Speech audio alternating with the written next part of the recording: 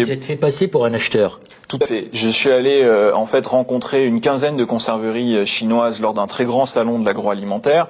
J'ai dit que j'avais des intérêts au Gabon, ce qui n'est pas le cas, je rassure les sociaux qui nous regardent, et que ma famille était dans l'import-export, j'étais une grande famille d'industriels en Afrique, et j'ai négocié en fait des importations de concentré de tomates.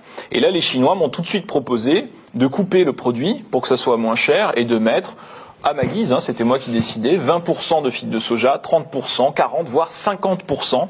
Et donc aujourd'hui, se commercialise en Afrique, majoritairement en Afrique de l'Ouest, un concentré qui est coupé. Ce n'est pas indiqué sur l'étiquette. On lit ingrédients, tomates, sel. En réalité, ce concentré est coupé.